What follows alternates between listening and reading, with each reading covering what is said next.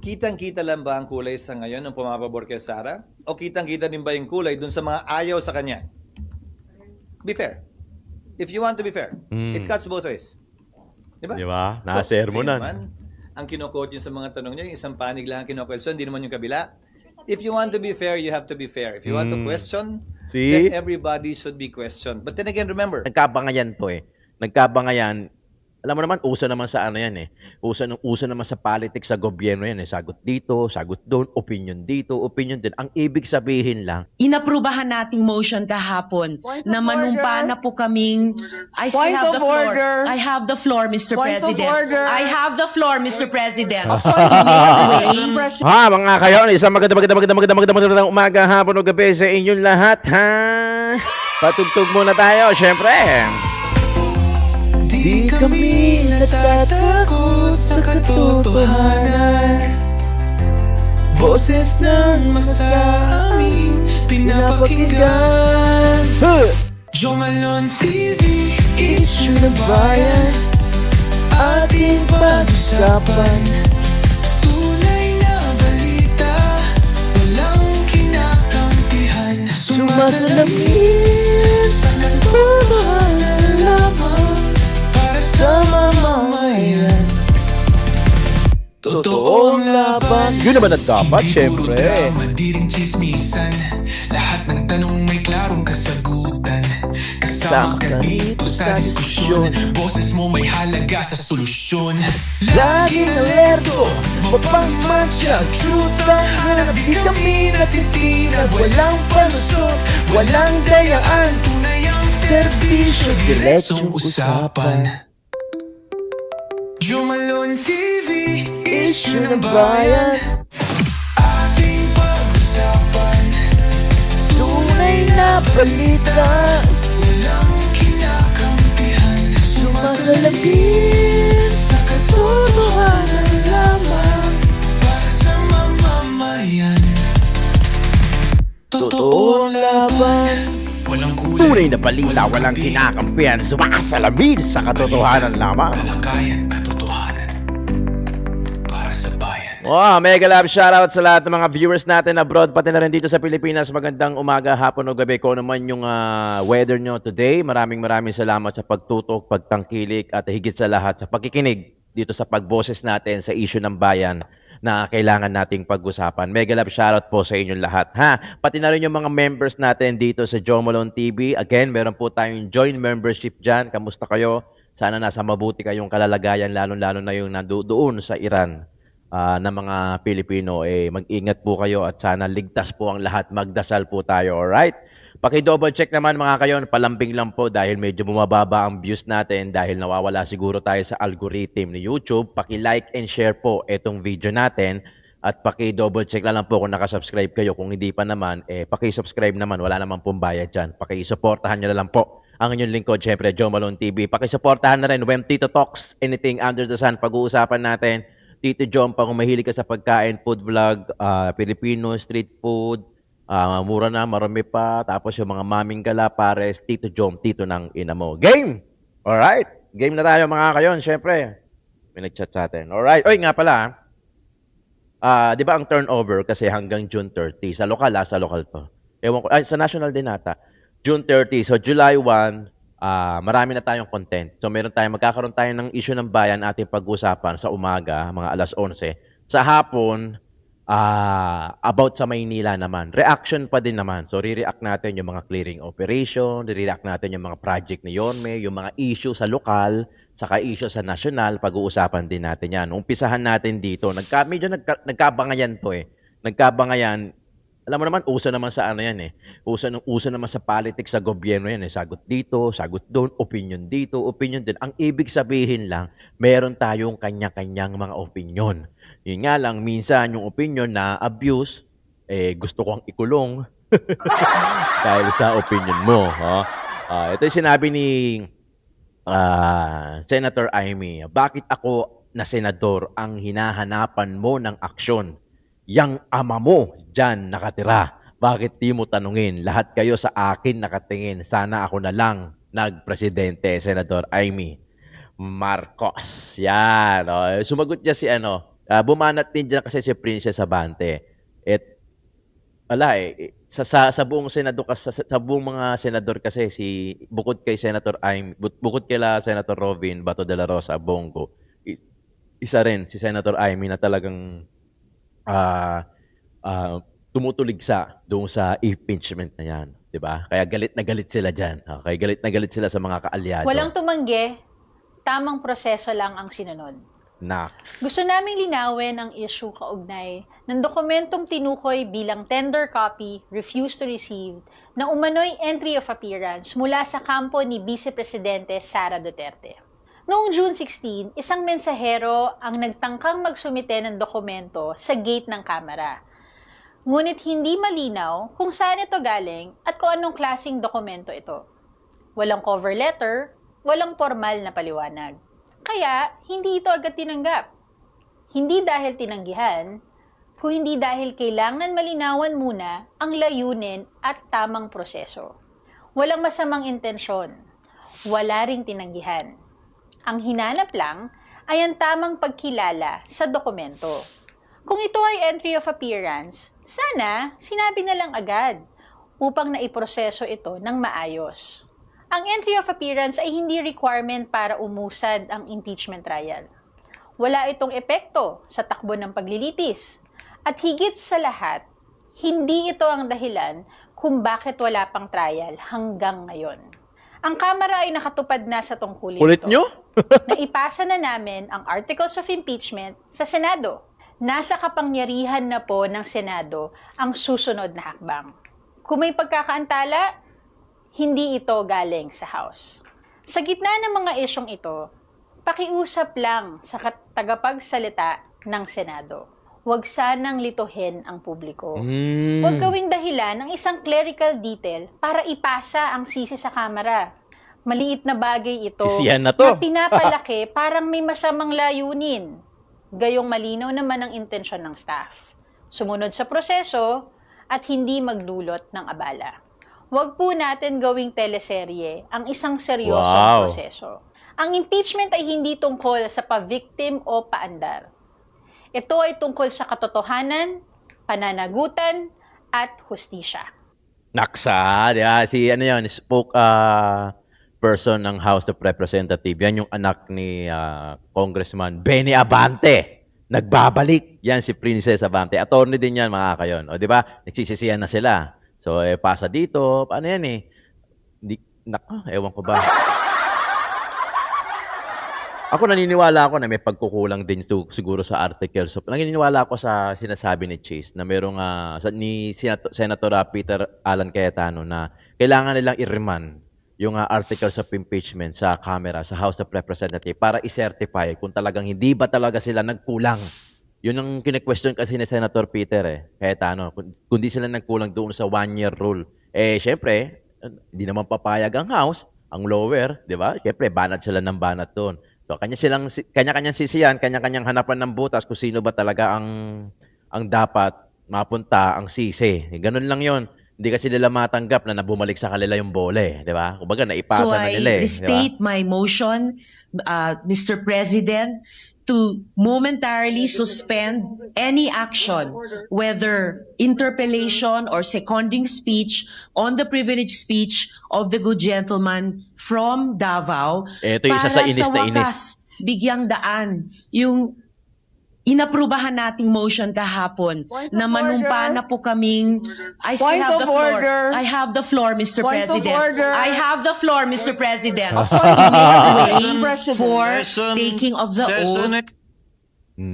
Ala And nyo, I'd just like to reiterate that I wasn't being rude, but simply recognizing the fact that the point of order takes precedence over all other motions. Also, that there is in fact a motion already pending on the floor, already acknowledged as well by our majority leader, which requires a vote. Duly noted, but the chair has not yet acted on the motion and there has been no objection as of yet. We will address the motion of Senator Bato, as the chair said earlier, after we hear from Senator Villanueva now. With all due respect, Senate President, the Deputy Minority Leader is proposing yet another motion on top of the pending motion. The chair That will is not allowed.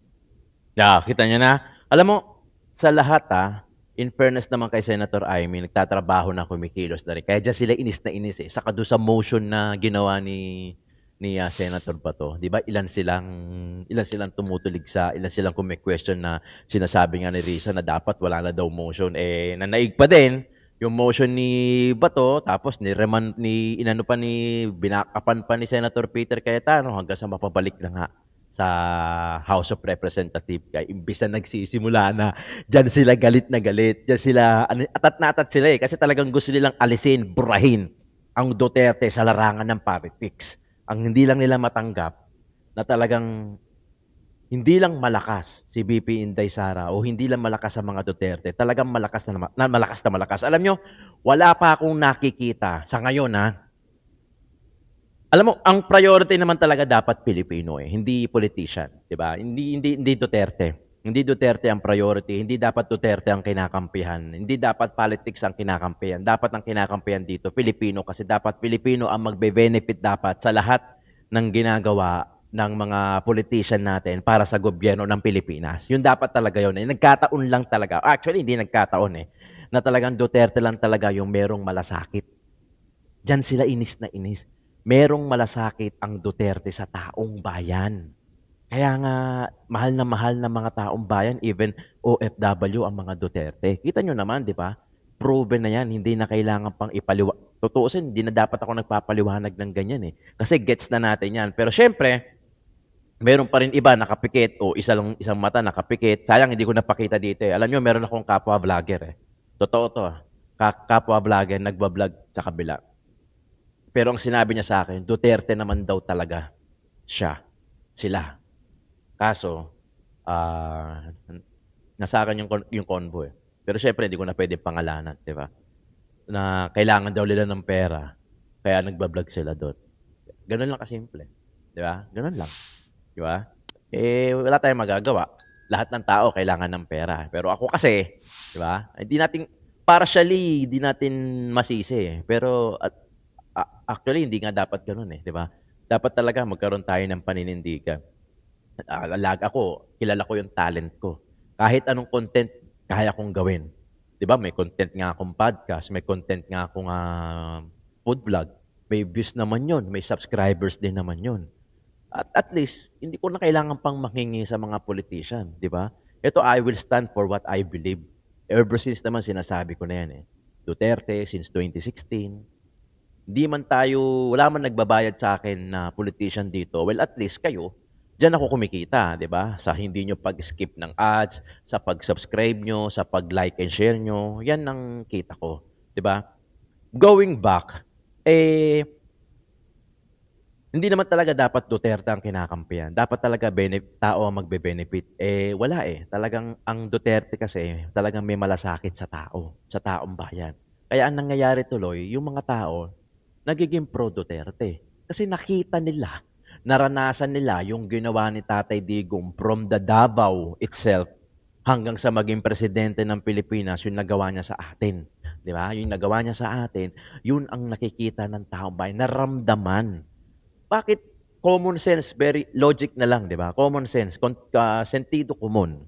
Bakit maraming nagmamahal kay Tatay Digong? Talagang masamang tao si Tatay Digong. Lagi ko yan sinasabi dito, paulit-ulit na lang, pero kailangan ulit-ulitin What gets repeated, gets remembered. Di ba? Ano yun Kung paulit-ulit ka, matatandaan ka.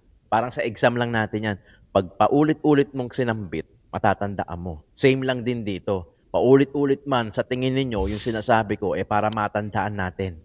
Ma-remind tayo araw-araw na talaga namang sa ngayon sa akin, personal opinion ko, di nila ako kayang ikulong sa personal opinion ko. Kung gagawin man nila yan, di so be it.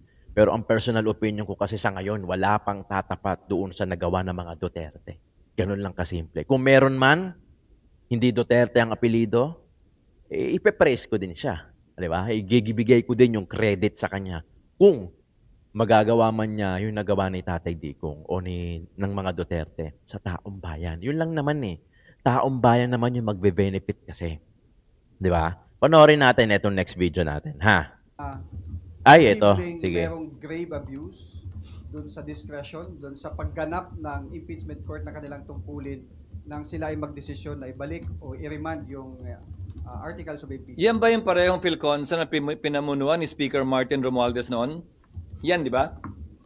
Pwes, hindi na ako magugulat sa kanilang posisyon. Pero kung sa pananaw nila ay ito'y hindi naayon sa batas, ulitin ko, malaya silang pwedeng questionin yan sa Korte Suprema na siyang proseso natin sa ilalim ng batas. Ginagalang ko ang kanilang opinion, pero tulad ng sinabi ko kanina, hindi ako sang-ayon. Dahil pinagbotohan ng Senado yan, 18-5 ang naging boto at wala para sa akin o kanino man na sabihing hindi yan pwedeng gawin ng Senado bilang impeachment court. Dahil nga sa blanket authority na binigay ng konstitusyon sa Senado bilang impeachment court to try and decide all cases of impeachment. Last na lang on my part, SP. Sabi din yung pagboto nyo ng yes ay pwedeng gawing ground para kayo ay mag-motion for inhibition. Ulitin ko. Voluntary ang pang-inhibit ng sinumang senator judge. That is addressed to the sound discretion of each judge kung may hihiling man yan.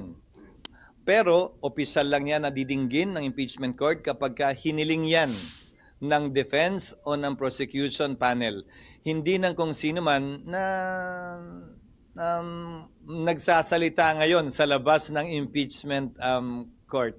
Na klaro, may posisyon at may pinaniniwalaan na sila na panig o side nakakampihan. Kung may mag-move from prosec or defense na ipa-inhibit kung sino mang senator judge, itatackle nyo po sa impeachment court?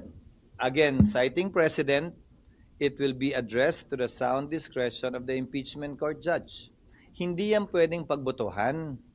Ano bang ibig sabihin ng address to the sound discretion? E di nasa sa kanya. Hindi kami pwede magbotohan na i-inhibit siya. Walang ganong proseso. Ang proseso ay ikaw ang bahala kung gusto mo mag-recuse o mag-inhibit. Pero para talaga matanggal siya, kung gusto mo, kung may ginawa siyang paglabag sa kanyang trabaho bilang senador, sa pamamagitan ng isang ethics complaint. Yon ang sinabi ni dating Senate President Enrile, kaugnay sa mga motions for inhibition nung panahong yon, nung impeachment ni Chief Justice Corona. Tackle ng ethics as a Senate Hindi ko body? sinasabing itatakal. Ang remedy nila ay tanggalin yung senador bilang senador. Hindi tanggalin bilang impeachment court judge.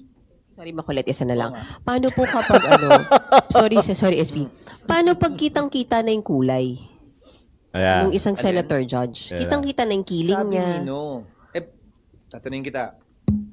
Kitang-kita lang ba ang kulay sa ngayon nung pumapabor kay Sara? O kitang-kita din ba yung kulay dun sa mga ayaw sa kanya? Be fair. If you want to be fair, it cuts both ways. Diba? Di ba? Nakasermonan. Naman, ang kino-quote yung sa mga tanong niyo, yung isang panig lang ang kino-question, hindi naman yung kabila. If you want to be fair, you have to be fair. If you want to question, See? then everybody should be questioned. But then again, remember, pinili ng mga nagsulat ng saligang batas na mga politiko, mga halal ng bayan ang magiging judge kaugnay sa kasong ito ng impeachment. Basagang media, di ba? Sinayer mo na ni Cheese. Ganon sila. Kumbaga yung sa tanong nila, hindi na patas. Kaya nasabi ni Cheese na kitang-kita lang ba yung kulay na mga gusto kay BP Inday Sara? Paano naman yung mga kitang-kita ang kulay doon sa mga ayaw kay BP Inday Sara? Simple, di ba? Pwedeng nilang ipakita yung kulay din nila doon sa tanong nila. Pwede kang manggisay. Actually, ginagawa ko nga to dati noon doon sa lokal Pwede kang magtanong na sure ka, ikaw mismo, na alam ng tatanungin mo kung ano yung isasagot niya. Di ba? Simple, basic. Hindi ka magtatanong, akin to, personal opinion ko. Nag-i-interview din naman ako minsan hindi ako magtatanong ng alam kong hindi niya kayang sagutin. Di ba? Magtatanong ako na alam kong alam niya na yung sagot. Ganon. Di ba? Hindi ako mascom, pero nag-aral ako ng AB Psychology, kaya alam ko yung mga personality, alam ko kung paano makisama. Hindi lang yan, nag-masteral pa ako sa De La Salle. Kaya, alam ko din naman yan. No? Hindi nga lang ako mascom, hindi ako more on journalist o broadcasting. So, wala akong alam dyan, and I admit that. Pero, yung pakikitungo sa tao, yan, master ko yan. Hindi ko man master, at least marunong at maalam ako sa ganyan. So, ganun Pwede kang magtanong na alam mo yung tanong mo, kayang sagutin yung tinatanungan mo. Di ba? Gets nyo? pwede ka naman, kung matapang ka naman, pwede ka naman magtanong nang alam mong hindi niya kayang sagutin. Talagang kung gusto mo siyang pahiyain. Di ba? Hindi ko sinasabing ganun sila. Ang sinasabi ko lang, yung gaya na sinabi ni Senator Cheese, na maging patas din sila doon sa tanong. Kitang-kita yung kulay ng mga may gusto kay VP Inday Sara. Bakit hindi nila din tanungin o kitain yung mga kitang-kita ang kulay doon sa mga ayaw kay VP Inday Sara? Ganun lang kasimple, di ba? So, kasama na marahil yon sa tinimbang nila at sinukat nila nung pinagpasyahan nila na mga senador na halal, mga congressman na halal, ang may malawak na papel kaugnay ng impeachment dahil wala naman tong kulong, wala naman tong bayad. Ang kapalit lang nito ay pagkakatanggal sa pwesto. Sir, may epekto ba sa integrity ng impeachment court yung a couple of days later, nakita yung 2 senator judges with VP Sara who is being accused? Hindi para sa akin na sabihin yon. Again, that is referred to the sound judgment and decision of the impeachment court judges. Kung may hihiling in open court nun, that will be addressed to them. May epekto rin ba kapag kami nag-attend ng rally na impeach now?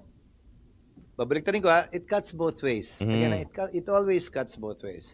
Bakit tila isang panig lamang kayo nakatutok? Dapat pantay. Ang korte walang pinapanigan at walang dapat panigan. Kaya ako sinasabi ito na pantay dapat. Hindi lang yung pabor sa impeachment at ayaw kay VP Sara, pati yung gusto kay VP Sara at saka yung ayaw sa impeachment. Magkabilang panig palagi yun. Basag na naman ang mga media.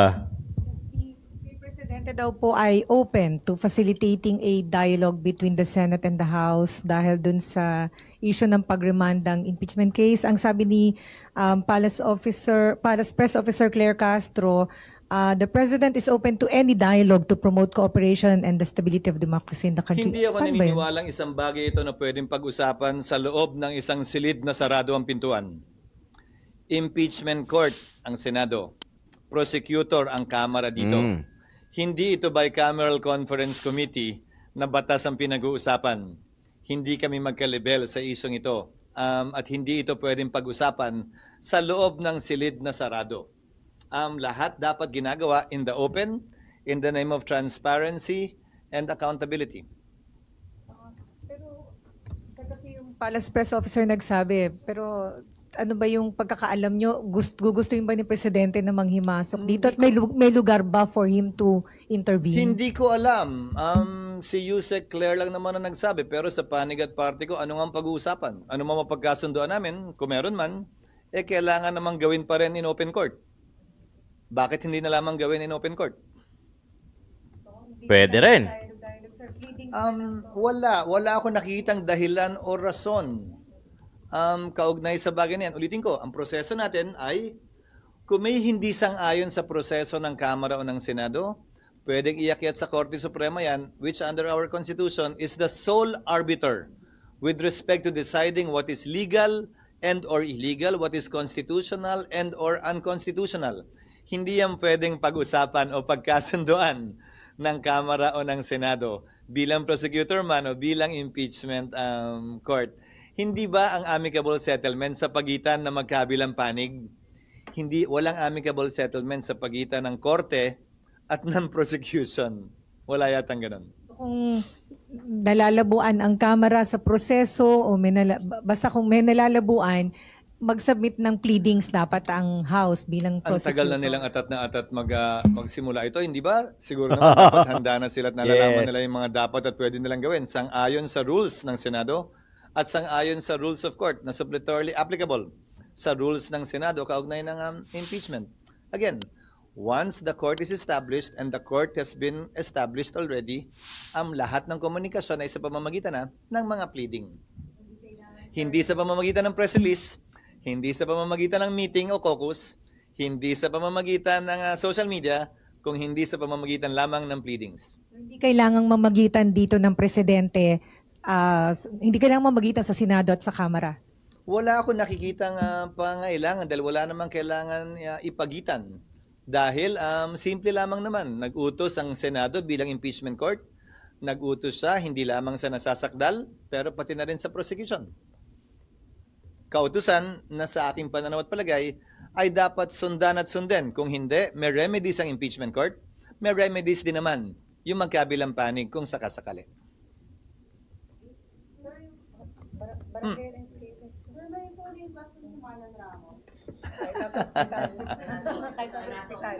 Nasaan siya?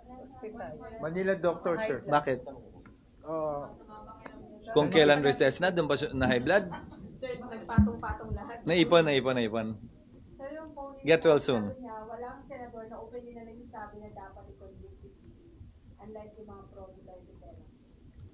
Walang senador. Hindi ko alam yung mga sinasabi nila sa kanilang mga social media account o sa labas at sa publiko. Hindi ko minomonitor yon. So ano yung tanong niya? Oo nga, no? Sabi ng reporter na nagtanong, oo nga, no? Ang talino rin, no?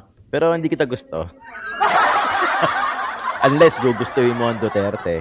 Yeah. Mahirap kasi balansehin to si ano eh. Feeling ko, Teaches. at the proper time, pwede ang hilingin ng magkabilang panig. Kung reklamo sila na reklamo na keso hindi raw ito pwedeng gawin ng isang senator judge, Nagawa na. Pues ganun din, ibabalik ko. Ang pwede lamang ding humiling nito, kung sakasakali, ay yung magkabilang panig, prosecution or defense, pag nagsimula na yung trial. Hindi sa post lamang sa social media. Paano naman yun iko-considera ng korte kung sakasakali, nag-post lamang naman o nagpa-interview lamang naman. Kailangan dumaan ito sa proseso na, dahil may impeachment court na nga. Kailangan ba i-remind ulit sila na dapat hindi lang salita kung may feeling man sila sa isa? Hindi para sa akin na sabihin pang muli yun dahil ina-assume dapat na alam ng kada senator judge ang papel na dapat nilang gampanan na siyang papanagutan naman nila sa publikong bumoto rin sa kanila. Malaki. Matanda. Maraming ganun. Kasi hindi naman sila bago kayo mag-oath eh. Ngayon naka-oath na as impeachment. Nung kampanya kasi yun eh. Dahil siyempre, may mga matatanong na kampanya. Pero ngayong nag-convene na, ang assumption, nung binoto nga sila at naging senador sila, kasama sa pwede maging trabaho nila yan. Mga impeachment court judges. Pero di ba mas all the more that they should be more responsible sa sinasabi and ginagawa because nakapag-oath na nga. Sabi Nino, again, it is addressed to their sound discretion. And kung may magmo-motion sa impeachment court, i-address din nila yun. Sa kanila itatanong kasi yun eh. Pwede ka lang bang mag-issue sila ng gag order? Nang? Gag order. Wala sa kapangyarihan ng presiding officer yun. Sir, other topic lang.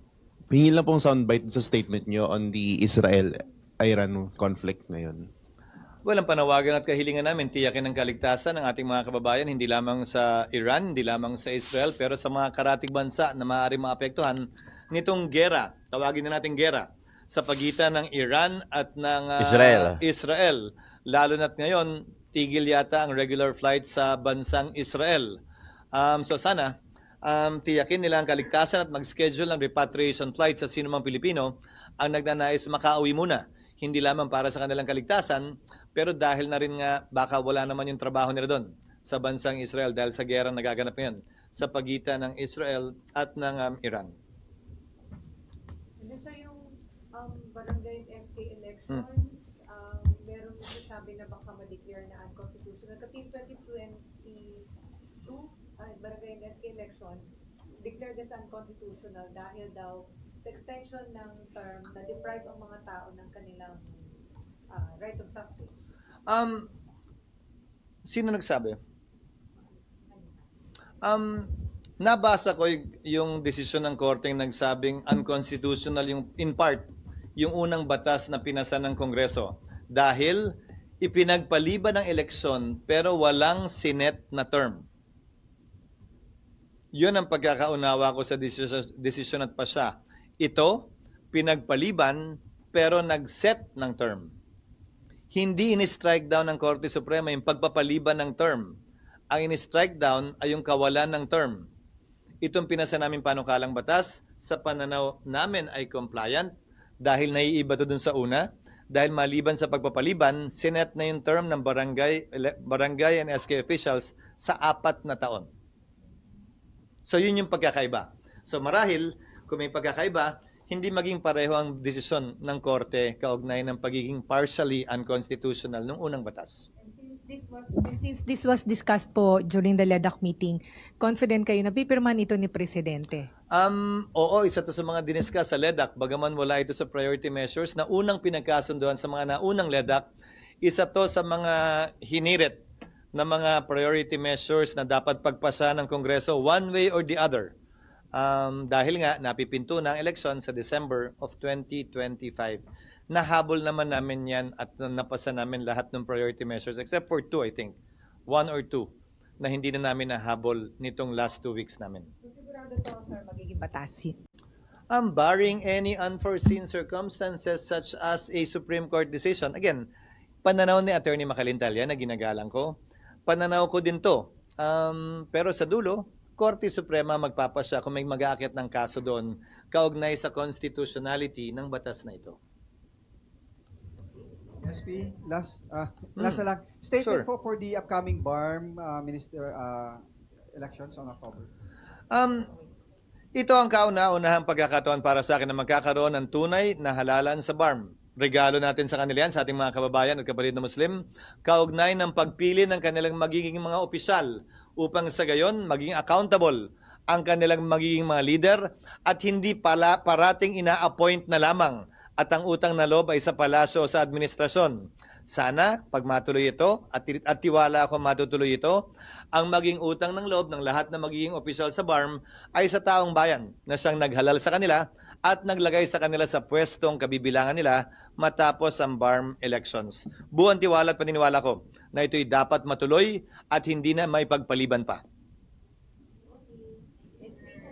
Do you believe that the impeachment against Vice President Sara Duterte will be dismissed by the 20th Congress? Even if without dismissal, Karen, by June 30, it is functionally dismissed. Even without a written declaration. It dies, it lapses, it terminates with the lifespan of the 19th Congress. Malinaw, ha? The word forthwith, for instance, has been used thousands of times. The word forthwith is a command to the 19th Congress. It's not a command to the 20th Congress, Karen. So, my question is, Yes. some members of the 20th Congress will not agree with you, so they will insist that because the argument that's made is the impeachment trial is convened right now. Kahit nagpalit ng husgado, parang sa korte, di ba? Yes. Tuloy pa rin ang kaso. That argument's also been made. Again, Karen, you're now talking of courts permanently created.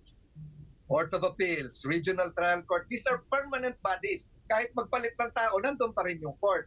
But unlike the impeachment court, this is not a permanent constitutional court. It is only created when constitutional crimes, quote unquote, are committed. Unlike the permanent bodies that you're referring to, pwede talagang magpalit because it exists 365 days a year, 24/7. So again, Karen, what is now a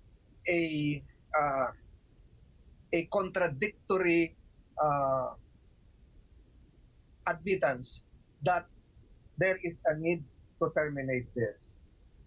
When the Kaya sila inis na 19th inis. Congress and Senate asked for, and you've been applying the Clinton, misapplied Clinton president, Karen, yung Clinton, pinatuloy nila pero pinababago nila yung House panels lagi. So, in effect, structurally sa Philippines, pinababago ulit natin yung House panels kaya merong item number 2 dun sa resolution which I think your previous guest mentioned a while ago.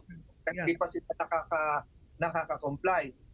So makikita mo dito there is a dysfunction somewhat somewhere because Galing na. babaguhin yung panel tapos yung impeachment court iba na rin yung composition mag-o-oath na naman so again Karen, to settle the matters clearly when can they find a constitutional instruction giving them the mandate to continue? Show me where. Where can you find the words carry over. Show me where. Again, I repeat the most important 10 words. The text, the whole text, and nothing but the text. If it's not there, it's not part of the Constitution. We're talking about something which is not appearing. We're talking about ghosts. We're talking about speculations. We're in a nebulous realm, Karen. It is So not... ang huli na lang to close, the 19th Congress is ending on June 30. What is your fearless forecast? For the 20th Congress, naniniwala kayo hindi na matutuloy ang impeachment trial? Karen, to refresh your memory, baka iba yung opinion mo sa akin. I was the one who filed the 19-day indicative trial calendar. Ang sabi ko, kung gusto nyo matuloy ito, tapusin nyo ito ng 19 days. Magtatapos ito ng June 30. Remember that? Okay. So I clarified that during the convening of the impeachment court. I asked what now happens to the indicative calendar. Kung itutuloy yun, pwede pa eh. Kasi ang Kaso hindi eh. Kaso hindi nangyari. It's now moot. It's now moot. That indicative calendar, that plan of mine was shut down. So it's not going. Hindi mo nangyari. So hindi mo masasabi na against impeachment ako. Ako nga yung nag-file nun, di ba? But that indicative calendar, trial calendar, would end June 30. Doon pa rin ako. Oh, ayan na. Nagsalita na rin si Senator Francis Tolentino, pero wala. Whether matuloy man o hindi, prepared naman si VP Inday Sara. Tignan mo naman, 16 senators yun. Sabi ko sa inyo, may group efforts. Yan ang group efforts. Talagang pinaghandaan nila yan. In fact, baka nga mas gusto pa mangyari ni VP Inday Sara na matuloy. Talagang para mailabas niya yung mga ebidensya niya. Damay-damay na to. Total, dinamay nyo na rin lang din siya. Malamang sa alamang, talagang maraming isisiwalat sana si VP Inday Sara, mga ebidensya, mga video, baka dyan lumabas kung matutuloy talaga yung impeachment. Mukhang madidismiss, kaya talagang galit na galit. Nagkakandag, labas na yung mga gilagid ng mga nasa kapila, na madidismiss pa yung impeachment.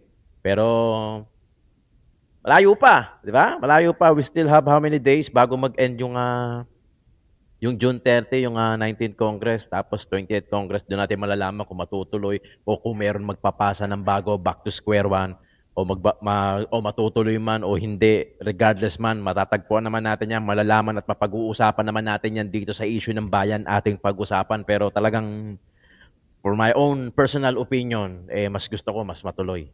So malaman talaga natin, di ba? And I'm pretty sure na even VP Inday Sara and the rest of the group of the lawyers, handa na yan. Handa na sa gera yan. Kompleto na ng mga gamit yan. Kompleto na ng mga isisiwalat yan. At mas okay, sana mas matuloy. Di ba? Kung ako tatanungin. Para talagang labas na ng kanyang-kanyang baho. Di ba? Joe Malone TV, mga kayon, maraming salamat sa pakikinig. Issue ng bayan nating pag-usapan.